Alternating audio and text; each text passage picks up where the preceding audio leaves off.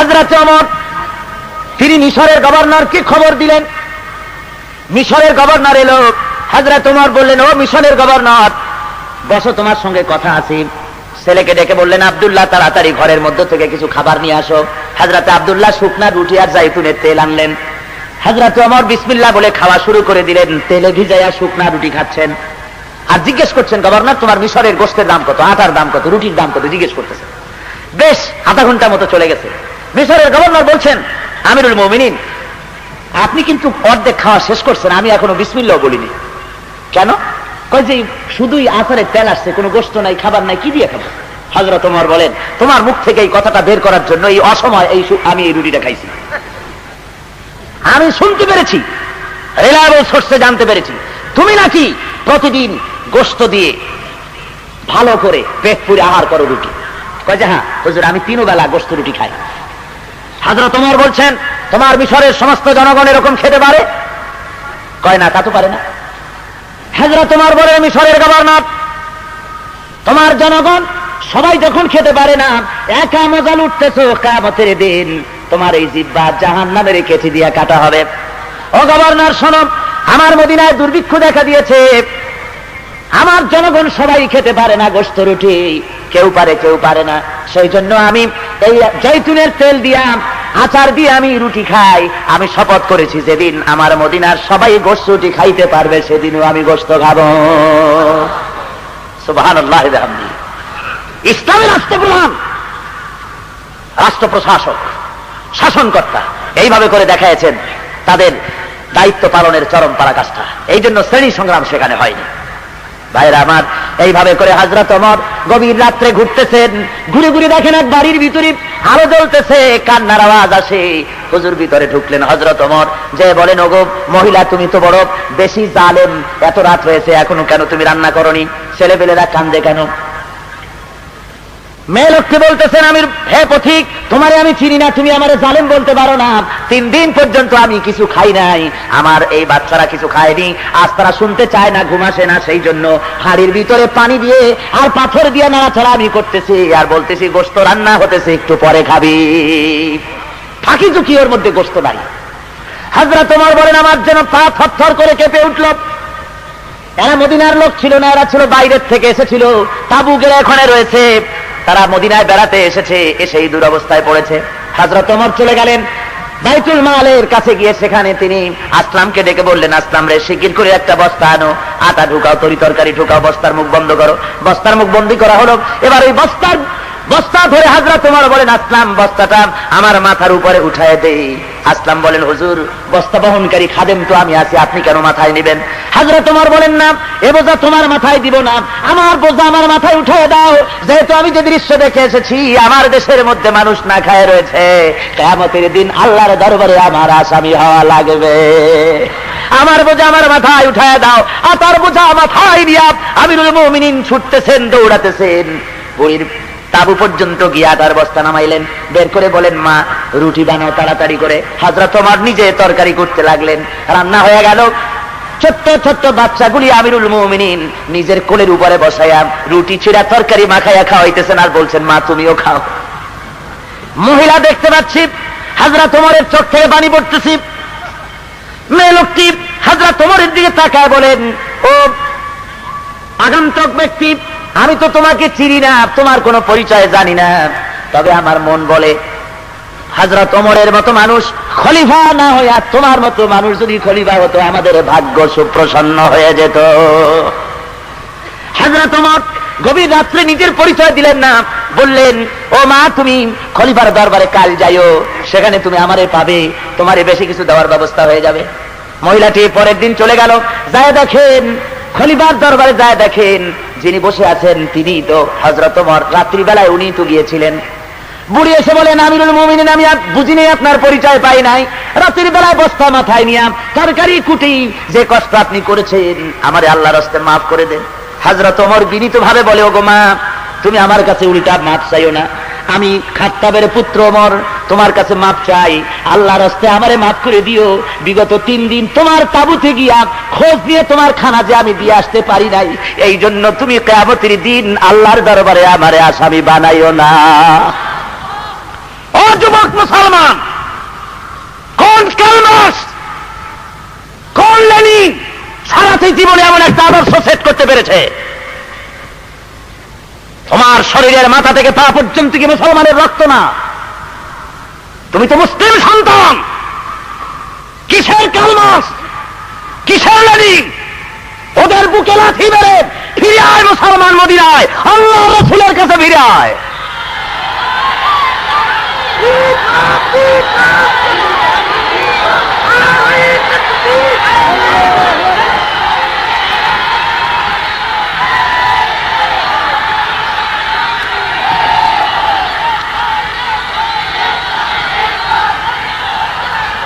ভাইরা আমার, ভাইরা আমার, আল্লাহ রাব্বুল আলামিন এই সমাজ, এই সুন্দর সমাজ প্রতিষ্ঠা করেছিলেন মদিনায়। কোথায় করেছিলেন? রাসূল করেছিলেন। মদিনায় যে সমাজ কায়েম হয়েছিল, সেই সমাজ কায়েম এত সহজে হয় নাই, রক্ত দেওয়া লেগেছিল। জোরে কোন লাগে নাই? ভাইরা আমার, রক্ত দেওয়া লেগেছে সেই জমিনে। আজ যদি আমরা আল্লাহর দেওয়া বিধান কায়েম করতে পারি, আমাদের তো কোনো জিনিসের অভাব নাই। মহান আল্লাহ রাব্বুল আলামিন এই বাংলার জমিনে আমাদের সব দান করেছেন, কোন জিনিসের অভাব নাই। জোরে বলেন আলহামদুলিল্লাহ, জোরে বলেন আলহামদুলিল্লাহ। কেন আমরা 6 মাস তন্ত্র কমিউনিজম করতে যাব? কি দুঃখে আল্লাহ আমাদের জমিন দিয়েছেন। জোরে কোন আলহামদুলিল্লাহ। এমন সুন্দর একটা জমিন পেয়েছেন। আমি পৃথিবীর বহুত দেশ ঘুরেছি, আমার মাতৃভূমি স্বাধীন সার্বভৌম বাংলাদেশের মতো এত সুন্দর জমিন আর কোথাও আমি দেখিনি। আমি পৃথিবীর মধ্যে সবচাইতে বেশি মহব্বত করি মক্কা মুআজ্জামা, মদিনা মুনাওয়ারা, যেহেতু সেখানে আল্লাহর নবীর জন্ম হয়েছে, আল্লাহর নবী শুয়ে আছেন এই পবিত্র ভূমি হিসাবে। আর জন্মস্থান হিসেবে পৃথিবীর মধ্যে সবচাইতে বেশি মর্যাদা সম্পন্ন জমিন মনে করি আমার জন্মভূমি বাংলাদেশকে। এত সুন্দর জমিন আল্লাহ দান করেছেন। জোরে বলেন আলহামদুলিল্লাহ। মহান আল্লাহ রাব্বুল আলামিন বলেন, দুনিয়ার মানুষ ভালো করে শুনে নাও, খাবারের অভাব তোমাদের হবে না, খেতে ভর্তি তোমরা পাবে। একটা আমল তোমাদের করা লাগবে, সেটা হলো এই ওয়ালামু আন্না আহলাল কুরআন আমানু ওয়াত্তাকাউ লাফাতাহনা আলাইহিম বারাকাতিম মিনাস সামাই ওয়াল আরদ। আসমান জনপদের লোকেরা, দেশের লোকেরা যদি আমি আল্লাহর উপর ঈমান আনে আর আমাকে ভয় করার নীতি অবলম্বন করে যদি চলে, আল্লাহ বলেন আকাশ ও জমিনের বরকতের দরজা সব খুলে দেব। জোরে বলেন সুবহানাল্লাহ। আকাশের জমিনের বরকতের সব দরজা আমি আল্লাহ খুলে দেব। এমনিতেই দেখেন, আপনারা তো কন নাই নেই, আসলে অনেক কিছু আছে আমাদের। আমাদের বিরাট কৃষি সম্পদ আছে, আমাদের বিরাট জমিন আছে। আবাদযোগ্য জমির পরিমাণ প্রায় 2,40,00,000 একর বাংলাদেশে। জোরে বলেন আলহামদুলিল্লাহ। এর মধ্যে চাষকৃত জমির পরিমাণ প্রায় 2,20,00,000 একরের মতো বিরাট জমিন আল্লাহ দান করেছে। এরপরে দিয়েছেন বিরাট বনজ সম্পদ। বাংলাদেশে মোট 32,53,860 একর জুড়ে আছে বিরাট জাতীয় বন সম্পদ। জোরে বলেন আলহামদুলিল্লাহ। কি বিরাট বন সম্পদ আমাদের আছে। সব চোরাচালান হচ্ছে, অননুমোদিত উপায় পাইকারি দরে গাছ কাটা হচ্ছে। গাছ আল্লাহর নিয়ামত, গাছ আল্লাহর কি নিয়ামত। আগে মুরব্বীদের দেখছি, বাপ দাদা বাপ তাদের দেখেছি, গাছ একটা কাটতো তো আরো গাছটা লাগাইয়া তারপরে কাটতো, ঠিক কিনা কোন? আর এখন অভ্যাসই হয়ে গেছে, উলট পালট করে দেবা, লুচে ফুটে খাই, জনমের মতো গাছ কাটিয়ে শেষ করে ফেলাইছে। গাছ লাগানো ইবাদত, সওয়াব। জোরে বলেন আলহামদুলিল্লাহ। একটা কাটবেন তো 6টা লাগান। এই গাছগুলি আল্লাহ তৈরি করেছেন, বাগান বানিয়েছেন, নিয়ামত দিয়েছেন। গভর্নমেন্ট পাহারা দেওয়ার জন্য সেখানে গার্ড রেখেছে, কিন্তু গার্ডরা খেতে নিজেই এখন খাওয়া আরম্ভ করছে। বেগুন ক্ষেত হেফাজতের জন্য বেড়া দেওয়া হয়েছে, এখন বেড়ায় নিজেই বেগুন খায়। যেসব গাছ রাখা হয়েছে পাইকারি দরে ঘুষ খাইতেছে। বলেন ঠিক কিনা? জনমের মতো ঘুষ খায়। বাংলাদেশে ঘুষ আছে নাকি? জনগণ আছে? না না, ঘুষ নাই, সব বকশিস হয়ে গেছে। কয় বকশিস। মুসলমান ওই বাগানগুলি আল্লাহ রাব্বুল আলামিন নিজেও গার্ডের ব্যবস্থা করেছেন। আল্লাহ যদি গার্ডের ব্যবস্থা না করতেন তাহলে সমস্ত বাগান উজাড় হয়ে যাইতো। আল্লাহ গার্ড দিয়েছেন। আল্লাহর গার্ড আছে না? আছে কিনা? কি গার্ড? Royal Bengal tiger. দেখছেন? আল্লাহর অফিসার, আল্লাহর forest officer, royal Bengal tiger. ঘুষ খায় নাকি? জঙ্গলের অবৈধভাবে কাঠ কাটতে গেছেন, হরিণ শিকার করতে গেছেন, পড়ে গেছেন রয়্যাল বেঙ্গলের সামনে। যদি যাই এখন যে 10 লক্ষ টাকা দেওয়া হবে, বিদেশি ভদকা সেগুলি দেওয়া হবে, তারপরে আরো কিছু যদি চান দেওয়া হবে, শুনবে? জোরে বলেন শুনবে? শুনবে না। ঘুষ টুস ওখানে চলে না। চোখ যেভাবে তাকাবে আপনার দিকে, বাঘ দেখছেন কখনো? জীবিত বাঘ, খাসার মধ্যে বাঘ দেখা, ওগুলো তো বাঘ না, বিড়ালের মতো, না খাইয়া সর্বনাশ হয়ে গেছে। জীবিত বাঘ সুন্দরবনের ভেতরে, যদি একবার চোখের দিকে চোখ পড়ে, কলজার পানি শেষ হয়ে যাবে এক চোখে।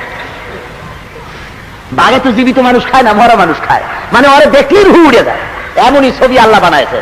এক থাপ্পড় মারবে তো আপনার মতো দর্শনের কল্লা উড়ে গিয়ে পড়বে আর এক জায়গায়। আল্লাহর এই বিরাট বিরাট বাঘগুলি রয়েছে, বড় বড় হাতি আছে, দেখছেন কি শক্তি! ওই হাতির পিঠের উপরে সলিমুদ্দিনে বসে। সলিমুদ্দি কইছে এই জন্য যে হাতির তুলনায় মানুষ কত ছোট, এতটুক মানুষ, আর হাতিটা বিরাট বড়ি, ওর মাথার উপরে বসে ঠ্যাঙের উপরে ঠ্যাং ফেলাইয়া ঠ্যাং না সলিমুদ্দি। তারপরে আবার লাঠির মাথায় একটা পিন লাগাইয়া ওইটা দিয়ে মাথার উপরে এরকম গুঁতা দেয়। হাতি কানে একটু আর চোখে তাকায় আর মনে মনে ভাবে আশরাফুল মখলুকাত, তোরে আল্লাহ সৃষ্টির সেরা বানাইছে, তাই তুই আমার পিঠে বসে আমারে পিটাস, নইলে পরে তোর মতো 15-20টা মাথা এক জায়গায় করিয়া চাপ দেওয়া লাগে না, শুধু পাও খান থবো আর বেলের মতো ফট করে একটা আওয়াজ হবে। আল্লাহ রাব্বুল আলামিন সব মানুষকে দান করেছেন, নাফরমানেরা পাইকারি দরে বন উজাড় করে গাছ লাগায় না। বেশি করে গাছ লাগাও, নিয়ামত।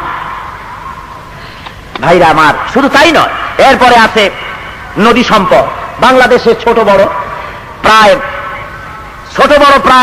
250টি নদী আছে, যার দৈর্ঘ্য 3200 বর্গ মাইল। আল্লাহর মেহেরবানি, পানি কম নাই, যথেষ্ট পানি ছিল, কিন্তু ফারাক্কার জ্বালায় পানি টানি শুকাইয়া সব একেবারে উত্তরবঙ্গের 8টি জেলা মরুভূমি হতে চলেছে, আরো মরুভূমি হয়ে যাবে। তোমরা তো মুনাফিক, আল্লাহ পানি দিবেন কেন?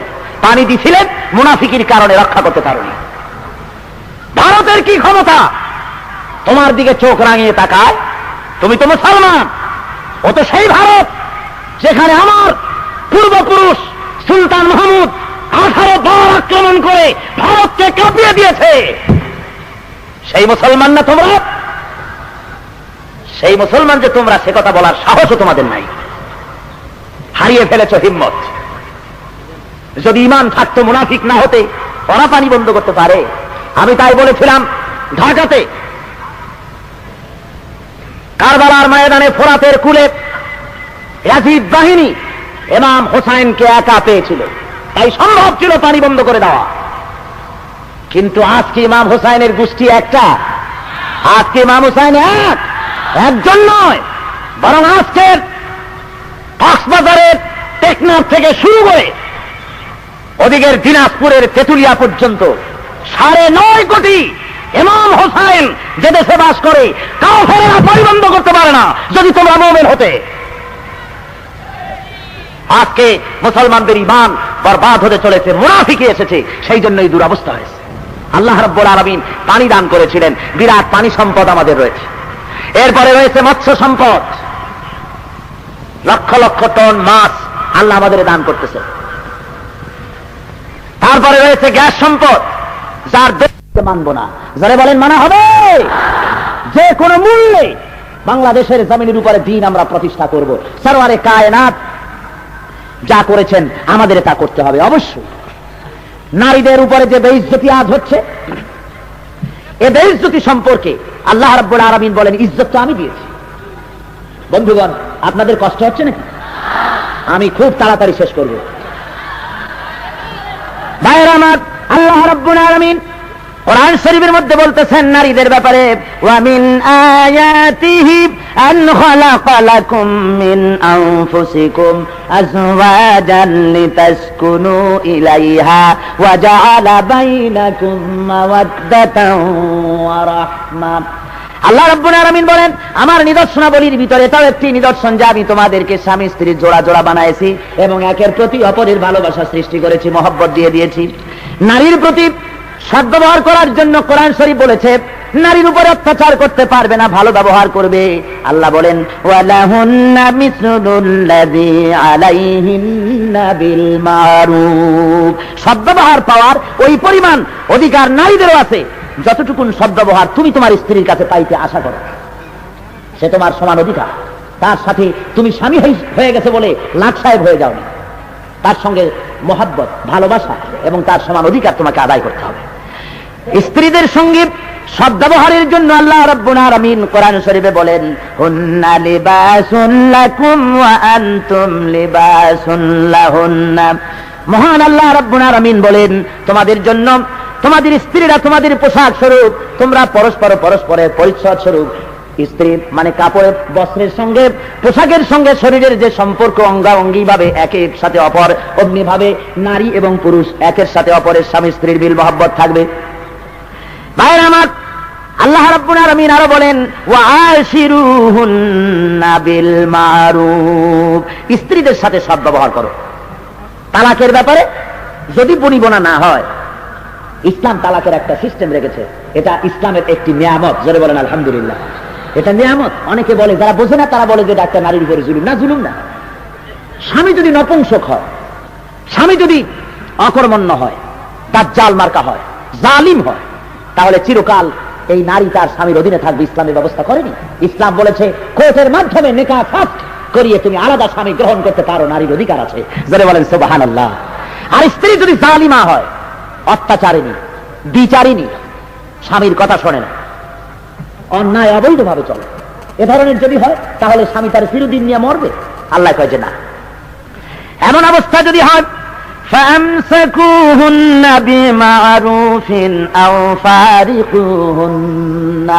আল্লাহ রাব্বুল আলামিন বলেন, হয় উত্তম ভাবে নিজেদের কাছে রাখো, অথবা ন্যায় নীতির সাথে পৃথক করে দাও। হয় ভালোভাবে রাখো, না হয় ন্যায় নীতির সাথে বিদায় করে দাও। পাইকারি দরে মানে বাপের বাড়ি ফালায় ফিরে ঝুলাই রাখবা, এইটা পারবা না। সুবহানাল্লাহ। আর তালাকের ব্যাপারে তালাক দিতে হবে যদি তালাক দেওয়ার প্রয়োজন হয়, তাও শরীয়ত সম্মত ভাবে। নারীরা এই সমস্ত জানে না, সেই জন্য নারীরা তারা বুঝতে পারে না। প্রগতিবাদী এক শ্রেণীর কমিউনিস্টরা নারীদেরকে ব্যবহার করতেছে যে ইসলাম তোমাদেরকে পর্দা নামক অবরোধের মধ্যে ঢুকা। পর্দা কোনো অবরোধের নাম নয়।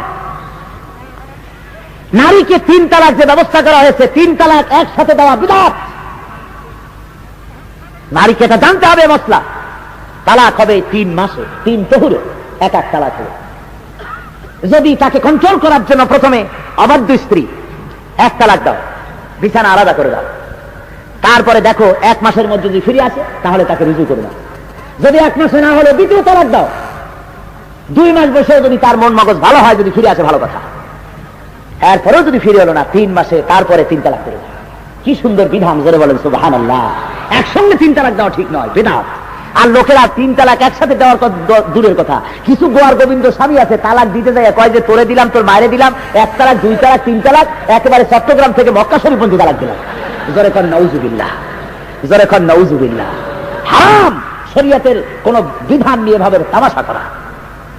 আমি 22 তারিখের ইত্তেফাক পত্রিকায় দেখলাম, সেখানে নতুন খোরপোশের আইন তৈরি হতেছে বলে একটা খবর এসেছে। সে খবরটি, পত্রিকার কাটিংটি আমার হাতে আছে। ইত্তেফাক 22 তারিখ, প্রথম পৃষ্ঠা। ওখানে লেখা হয়েছে, তালাক প্রাপ্তা মেয়েদের পুনরায় বিবাহ না হওয়া পর্যন্ত সাবেক স্বামী খোরপোশ দিতে বাধ্য থাকিবে। এই মর্মে সরকারের আইন প্রণয়নের উদ্যোগকে মহিলা পরিষদ স্বাগত জানিয়েছে। মহিলা বিষয়ক মন্ত্রণালয় এই আইনের প্রস্তাবমূলক সুপারিশে আইন মন্ত্রণালয় পাঠাইছে। এই পত্রিকার এই খবরের শেষ অংশে, শেষ পৃষ্ঠায় কয়েকজন কমিউনিস্টের নাম আছে। তারা মেয়েদেরকে এভাবে উদ্বুদ্ধ করেছে এই আইনকে পাস করাবার জন্য। আমরা গভর্নমেন্টকে জানাই দিতে চাই, কোরআন শরীফ খেল তামাশার বিষয় নয়। গভর্নমেন্ট পারিবারিক আইন নিজে পরিবর্তন সংযোজন করার কোন অধিকার নাই। পারিবারিক আইন আল্লাহ নিজে করে দিয়েছেন। স্বামী যদি স্ত্রীকে তালাকি দিল, স্বামীর সাথে স্ত্রীর সঙ্গে স্বামী স্ত্রী আর সম্পর্কই রইল না। 3 তহুরের অর্থাৎ 3 মাস 10 দিনের খোরপোশ পাবে স্ত্রী। অথবা গর্ভবতী যদি হয়, তাহলে প্রসব না হওয়া পর্যন্ত স্বামীর কাছ থেকে, প্রাক্তন স্বামীর কাছ থেকে সে খোরপোশ পাবে। এর চাইতে এক দানা, একটা সুতা সে পেতে পারে না। জেনারেল সাহেব, মেহেরবানি করে ইসলামের পারিবারিক আইনের উপরে হস্তক্ষেপ করবেন না। এটাকে বন্ধ করে দিন। আইয়ুব খানের মতো লৌহ মানব টিকতে পারে নাই পারিবারিক আইনের উপরে হস্তক্ষেপ করার ফলে। আল্লাহ রাব্বুল আলামিন গজব দিয়ে বিদায় করে দিয়েছেন। সুতরাং ইসলামী আইনের ব্যাপারে কোন কমিউনিস্টের প্রস্তাব মুসলমান মানতে পারে না। জোরে বলেন পারেন? আমি মা বোনদের বলবো, ইসলাম আপনাকে সবচেয়ে বড় অধিকার দিয়েছে। স্বামীকে আপনি তালাকও দিতে পারেন যদি প্রয়োজন হয়। অকর্মণ্য, নপুংসক, অত্যাচারী স্বামী যদি হয়, প্রয়োজন বোধে কোর্টের মাধ্যমে তালাক দেওয়ার অধিকার আপনাকে দেওয়া হয়েছে। নারীকে পড়াশোনার ব্যবস্থা করা হয়েছে, মহারানা দেওয়ার ব্যবস্থা করা হয়েছে। মহারানার টাকা দিয়ে সে যদি কোটি টাকারও মালিক হয়ে যায়, কোটি টাকার মালিক হয়েছে স্ত্রী, তাহলে সেই মহারানার টাকা দিয়ে, কোটি টাকা দিয়ে 1 টাকাও স্বামী নিতে পারবে না। ও টাকা সব তার। আর তারপরে স্বামীর ফরজ দায়িত্ব স্ত্রীকে খাইতে দেওয়া, পড়তে দেওয়া। জোরে বলেন সুবহানাল্লাহ। এখন কেউ কেউ বলে নারীকে তো ইসলাম ঠকাইছে, কমিউনিস্ট লিডাররা বলে, কমিউনাইজমের লোকেরা বলে নারীকে ঠকাইছে ইসলাম। কেমনে? কয় যে 2টা মেয়েতে যা পায় তা পায় 1টা ছেলেতে, এখানে ঠকাইছে। চোখটা একটু বড় করিয়া কোরআন শরীফ ভালো করে পড়ো, তাহলে ভুল ভেঙে যাবে। নারীকে ইসলাম ঠকায় নাই, বরং বেশি দিয়েছে। ছেলে তো পেলে শুধু পিতার কাছ থেকে, এই জায়গায় তুমি বড় করে দেখলে, কিন্তু মেয়ে কয় জায়গা থেকে পায় তা দেখছো? মেয়ে শুধু পিতার কাছ থেকে পায় না, মেয়ে পিতার কাছে পায়, স্বামীর কাছে পায়, ভাইয়ের কাছে পায়, মায়ের কাছে পায়, ছেলের কাছে পায়। 5 জায়গা দিয়া পায় মেয়ে, আর ছেলে শুধু পায় 1 জায়গা দিয়া। আর তোমরা বলো নারীকে ইসলাম ঠকাইছে, তাহলে জিতাইলো কি তোমার কাল মার্কস বাবাজি? কে জিতাই দিল? কে জিতিয়েছে? ইসলাম জিতিয়েছে নারীকে। যারা বলেন সুবহানাল্লাহ। মুসলমান শুধু তাই নয়, খরচের বেলা নারী তা পায়ে 5 জায়গা দিয়া, খায় স্বামীরটা। এরপরে মেহমান যদি আসে শ্বশুর বাড়ির, খরচ কার? স্বামী। নিজের বাড়ির মেহমান আসছে, খরচ কার? বন্ধু বান্ধব আসছে, খরচ কার? মেয়ে লোক যদি কোটিপতি হয়, সে খরচ করে না যে তোমার মেহমান আসছে, তাতে কি আমার কাজ কলা নাকি, তুমি খাওয়াও। মেয়ে লোকের খরচ কি? তার পায়েও বেশি খরচ। খরচ বেশি কিছু না, লেটেস্ট মডেলের একটা শাড়ি অথবা বিদেশি একটা লিপস্টিক, এই পর্যন্ত, আর খরচ নাই। তো ইসলাম নারীকে জিতাইলো না ঠগাইল? ভাইরা আমার, শুধু তাই নয়, নারীকে আল্লাহ রাব্বুল আলামিনের হাবিব বলেছেন। এক সাহাবী এসে রাসূলকে বলতেছেন, ইয়া রাসূলুল্লাহ, আপনি জিহাদের কথা বলেছেন, আপনি বলতেছেন আল জান্নাতু তাহাতা জিলালিস সায়ুফ, জান্নাত হলো তরবারির ছায়াতলে। লোকেরা জিহাদের দিকে যেতেছে, মেহেরবানি করে আমাকে তরবারি দেন, আমিও জিহাদের ময়দানে যাব।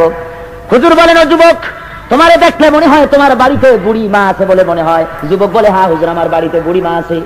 হযরত রাসূল বলেন, ও যুবক, জিহাদের ময়দানে যাওয়া লাগবে না, বাড়ি গিয়া বুড়ি মায়ের খেদমত আদায় করো। যুবক কেঁদে ফেলল। যুবক কেঁদে বলেন, ইয়া রাসূলুল্লাহ, আমি চেয়েছিলাম জিহাদের ময়দানে গিয়া তরবারির তলে মাথা দিয়া শহীদ হয়ে যায়, আর আপনি আমারে বাড়ি পাঠায় দিতেছেন। হুজুর বলেন, যুবক শুনে নাও, জিহাদের ময়দানে তরবারি দিয়া কল্লা কাটাইয়া বেহেশতে যেতে হয়, আর মায়ের খেদমত করে কল্লা সাথে থাকা অবস্থায় আল্লাহর জান্নাতের সুযোগ আছে। সুবহানাল্লাহ। ইসলাম নারীর মর্যাদা বাড়ালো না তো কে বাড়িয়েছে? মায়ের চাইতে মাসির দরদ বেশি।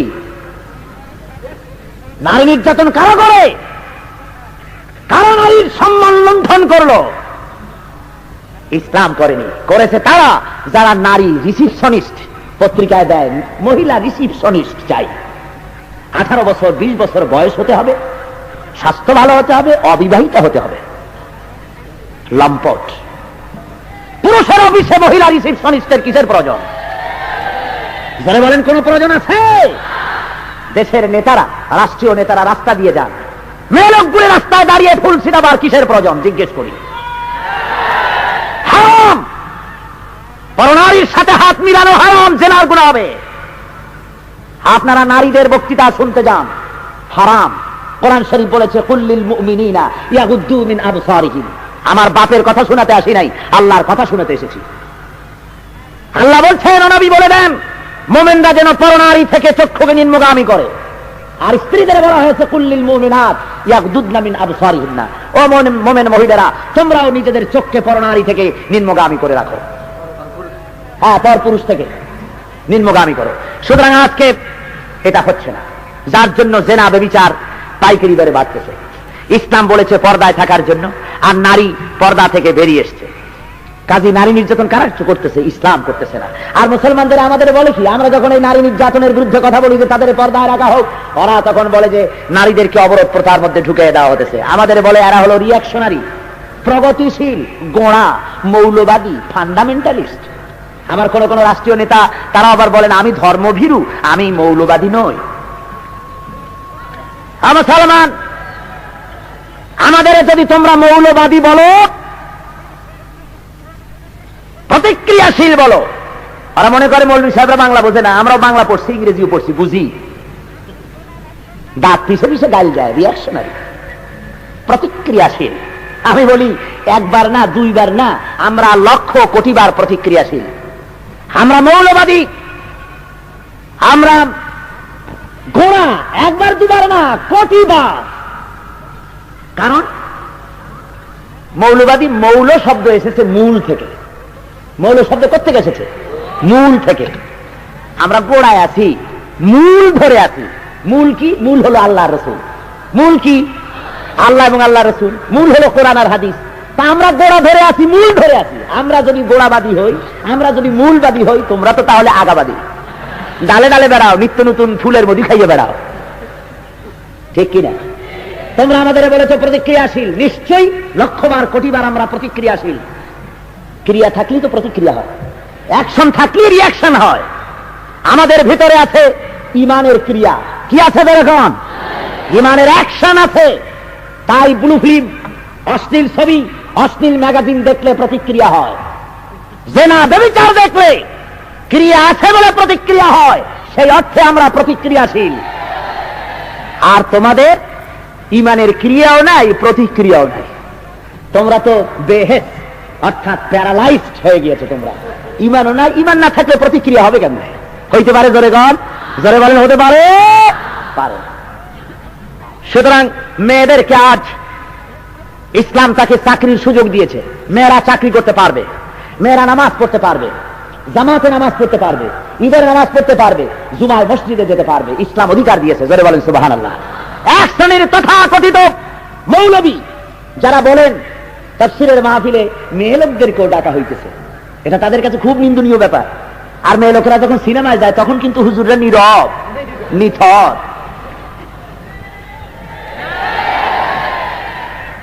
মুসলমান, ইসলাম যা বলেছে তার চাইতে বাড়াইও না। আল্লাহর নবীর মসজিদ, মসজিদে নববী, যেখানে এক রাকাত নামাজ পড়লে 50,000 রাকাতের নামাজের সওয়াব হয়, সেই মসজিদে আল্লাহর নবী নিজে মেয়ে লোকদের জায়গা সংরক্ষণ করেছেন, সংরক্ষিত করেছেন। একটা দরজা রেখেছেন আল্লাহর নবী নিজে, যে দরজার নাম বাবুন নিসা, মহিলাদের দরজা। সুবহানাল্লাহ। ইসলাম অধিকার দেয়নি তো কে দিয়েছে? নারীদের জন্য মসজিদে নববীতে আলাদা জায়গা সংরক্ষিত, একটা অন্থার জায়গা মেয়ে লোকদের জন্য। জোরে কোন সুবহানাল্লাহ। মেয়েদের অধিকার ইসলাম দিয়েছে, দেয়নি। মার্কস, লেনিন, হেগেল, মাও সেতুং, ডারউইন, সমাজবাদী, জড়বাদী, এই কমিউনিজমের লোকগুলি তারাই দেয়নি। এরা নারীকে চেয়েছে ভোগ করতে। তাই বলেছে, ও মহিলারা তোমরা এসো, তোমরা এসো, দুফুটি পুরুষের সাথে কাঁধে কাঁধ মিলিয়ে, পুরুষ আর নারী সমান শক্তি বাংলাদেশে, আমাদের পাশে এসে দাঁড়াও। পাশে আসলি তো সুবিধা। নাউযুবিল্লাহি মিন যালিক। বেয়াদব। মেয়েদের জায়গা ভিন্ন, তোমার পাশে নয়। এরা মিছিল করতে গিয়ে মেয়েদেরকে সামনে নেয়। হারাম, লম্পট। নইলে পরে মিছিলে মেয়ে লোক নেয় কেন? মেয়ে লোক কেন রাজনৈতিক মঞ্চের পরে বেহায়া হয়ে বক্তৃতা করবে? বুখারী শরীফের হাদিস, বুখারী শরীফের হাদিস, আল্লাহর নবী বলেন, লান ইউফলিহা কওমুন ওয়াল্লাহু আমারাহুম ইমরা। রাহুল বুখারী। কোরআন শরীফের পরে সহিহ কিতাব আকাশের নিচে জমিনের উপরে যদি থাকে তার নাম কি? বুখারী শরীফ। আল্লাহর নবী বলছেন, যদি কোন দেশের লোকেরা তাদের জাতীয় সমস্যা সমাধান কোন নারীর হাতে ছেড়ে দেয়, সে জাতির কল্যাণ কোনদিন হবে না। সুতরাং ওরা বলে নারীদের দাও, ময়দানে আসুক 50-50। 50-50 করতে গিয়া রাস্তায় নামাই দিয়েছে পাথর ভাঙ্গার জন্য। আমি ওই যখন মেয়ে লোকদের দেখি রাস্তায় পাথর ভাঙ্গে, তখন আমি বলি যে ঠিক আছে ভাঙ্গো। সমান অধিকার যখন চাইছো, ইসলাম যা দিয়েছে তার চাইতে বেশি, এরপর রিক্সা চালাবা, সমান অধিকার। সাম্পানে উঠবা, সাম্পান চালাইবা, সুবেরি গাছে উঠে সুবেরি পারবা। কিন্তু তুমি মায়ের জাত, তোমাকে আল্লাহ এভাবে ইজ্জত নষ্ট করতে চাইনি। তুমি মায়ের জাত, তুমি শ্রদ্ধার পাত্র। জোরে বলেন সুবহানাল্লাহ। রাসূলের কাছে একজন এসে বলছে, হুজুর খেদমত করবো কার? হুজুর কয় তোমার মায়ের। তারপর কার? তোমার মায়ের। তারপর কার? তোমার মায়ের। তারপর কার? হুজুর বলেন তোমার কি কার? মায়ের কথা কয়বার বললে? আমার মায়ের জাতিরা, আমার বোনেরা, তোমাদের ইজ্জত ইসলাম পিতার চাইতে 3 গুণ বাড়ায় দিয়েছে। সুবহানাল্লাহ, জোরে বলেন সুবহানাল্লাহ। তোমাদের ইজ্জত নষ্ট করতেছে রুশপন্থীরা, আমেরিকাপন্থীরা তোমাদের রাস্তায় নামিয়েছে, পুরুষের পাশে চাকরি দিয়েছে। মেয়ে লোক চাকরি করবে কিন্তু তার ভিন্ন কক্ষ হতে হবে, ব্যাংকে চাকরি করবে, কল কারখানা, ক্ষেত খামার, অফিস আদালত, প্রয়োজন বোধে মেয়ে লোক চাকরি করতে পারবে কিন্তু তার ভিন্ন ক্ষেত্র হতে হবে, পুরুষের সাথে কোনো সম্পর্ক থাকবে না। ঠিক বলছি নাকি? আজকের যত গার্মেন্টস ফ্যাক্টরি হয়েছে বাংলাদেশে, আমি এগুলিকে আল্লাহর গজব বলে মনে করি। নারীদেরকে শ্রমিক হিসাবে বেশি করে নিয়েছে কেন? আমরা জানি এই পুঁজিবাদী লোকগুলি নারীর লেবারটা সিট খুব কম পয়সায়, ওরা হরতাল করতে নামতে পারে না, ওরা বক্তৃতা করতে পারে না, সেই জন্য কম দামে মেয়ে লোকগুলি নিয়ে গার্মেন্টসে ভর্তি করানো হয়েছে। হাজার হাজার নারীদের পর্দা লুণ্ঠন করা হয়েছে, এগুলো জেনা ব্যভিচারের আড্ডায় পরিণত হয়ে গেছে। সুতরাং নারীর কর্মক্ষেত্র আলাদা হতে হবে। হাদিস থেকে কথা বলছি, ওলামা কেরাম হাজার হাজার আছেন। বলুন, হযরত আয়েশা সিদ্দিকা রাদিয়াল্লাহু তাআলা আনহা জিহাদের ময়দানে যান নাই?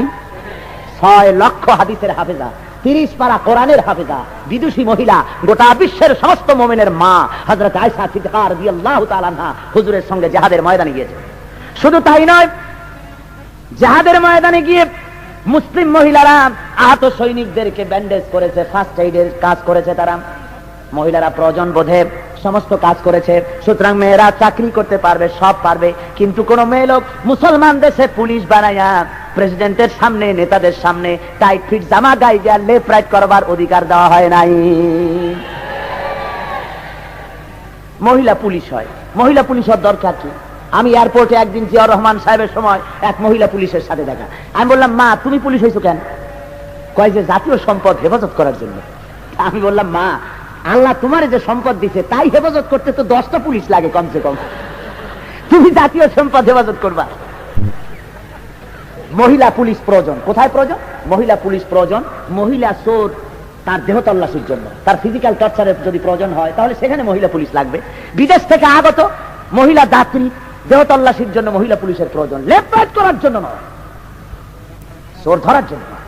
নারীর স্বতন্ত্র ক্ষেত্র, ইজ্জত আর সম্মানের ক্ষেত্র দিয়েছে ইসলাম। যারা বলেন কে দিয়েছে? ইসলাম দিয়েছে। আমি তাই আমার মা বোনদের বলবো, আপনাদের অধিকার আপনারা আদায় করে নিন। কোন মিছিলে আপনারা যাবেন না, হারাম। মেয়েরা যদি মিছিলে বের হয়, যদি দরকার হয় বোরখা পরিহিতা হয়ে ইসলামের জন্য ময়দানে নামবেন। যদি ডাক আসে জিহাদের, তাহলে শুধু নারী নয়, পুরুষ নয়, নারীরাও বোরখা পরে রাস্তায় বেরিয়ে আসবে। যদি প্রয়োজন হয় তাহলে সে ধরনের ডাক আসবে ইনশাআল্লাহুল আজিজ। এছাড়া জায়েজ নাই ঘর থেকে বের হওয়া। আপনাকে সব রকমের অধিকার ইসলাম আপনার জন্য রেখেছে। সুতরাং ইসলামের এই অধিকারগুলি আদায় করবার জন্য, এই অধিকার ভোগ করার জন্য নারীদেরকে ইসলামী বইপত্র পড়ার জন্য আমি অনুরোধ করছি। মেয়েদেরকে আমি বলবো, আপনারা আপনাদের সংসারকে ইসলামের দুর্গ বানান।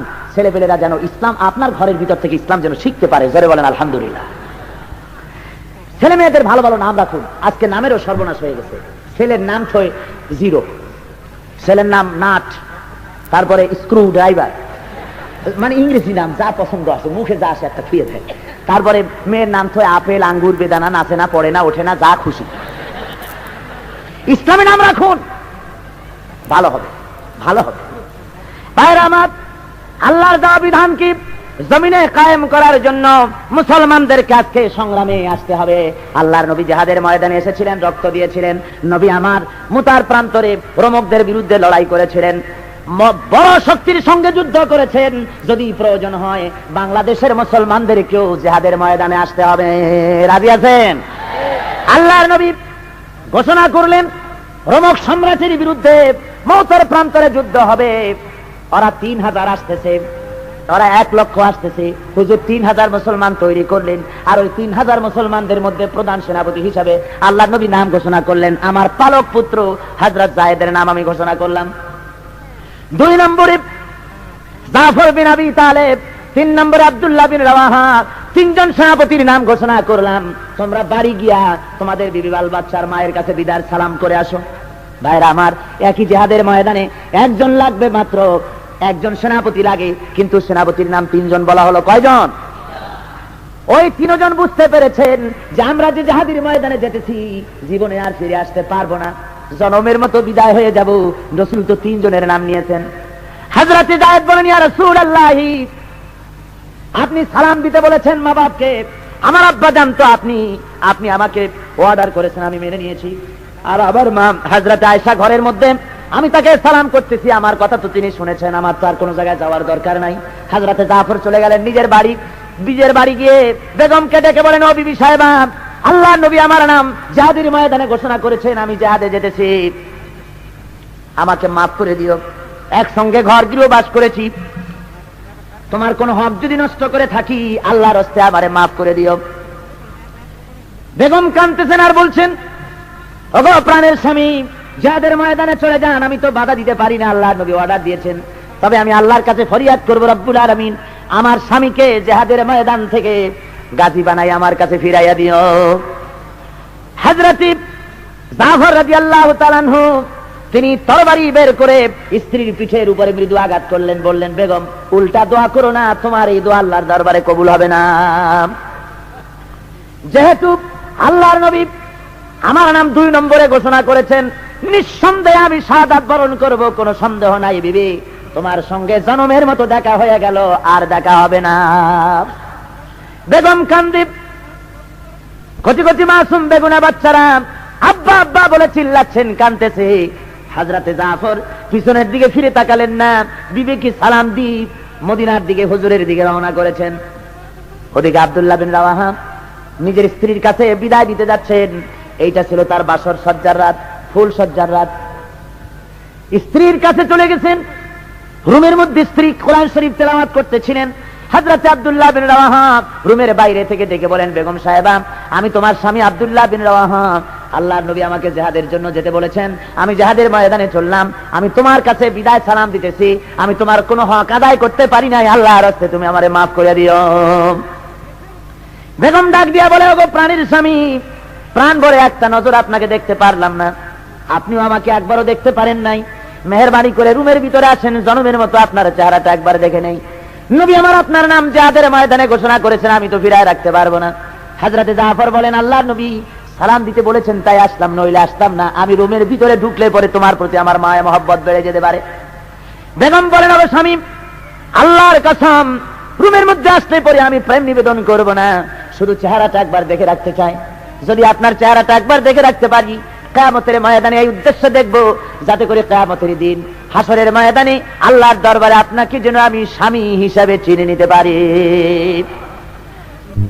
হযরতে আব্দুল্লাহ তিনি বলেন, ও বেগম, তার জন্য আমাকে দেখার দরকার নাই, তুমি যদি ধৈর্য ধারণ করো আর আমাকে যদি মাফ করে দাও, কিয়ামতের দিন যার জন্য জীবন দিতে গেলাম, ওই আল্লাহ রাব্বুল আলামিন হাসরের ময়দানে তোমাকে আমাকে স্বামী স্ত্রী হিসাবে আল্লাহ পরিচয় করাইয়া দিবেন। 3000 মুসলমান 1 লক্ষ কাফিরদের বিরুদ্ধে, রোমানদের বিরুদ্ধে মৌতের প্রান্তরে লড়াইতে লেগে গেলেন। হযরতে যায়েদ অনেকগুলি কাফের নিধন করে শাহাদাত বরণ করলেন। হযরতে জাফর এবার ইসলামের ঝান্ডা নিয়ে অগ্রসর হতেছেন। কাফির বেঈমানেরা ঘেরাও করে ফেলে দিয়েছে, হযরত জাফরের ডান হাতে কোপ দিয়েছে, হাতটা ঝুলে পড়েছে। এবার হযরতে জাফর বাম হাতে তরফ তুলে ধরেছেন ঝান্ডা, বাম হাতে কোপ পড়েছে। কর্তৃত ঝুলন্ত হাত দিয়া ঝান্ডা বুকের সাথে জড়ায় ধরে হযরতে জাফর পাশের সাহাবীকে ডেকে বলে, ওগো আল্লাহর নবীর সাহাবী, নবীজিকে সালাম বলে দিও, আর বলে দিও জীবনের শেষ মুহূর্ত পর্যন্ত ইসলামের পতাকা কামড়ায় ধরে উঁচু করে রেখেছিলাম, আল্লাহ নবীকে জানাই দিও।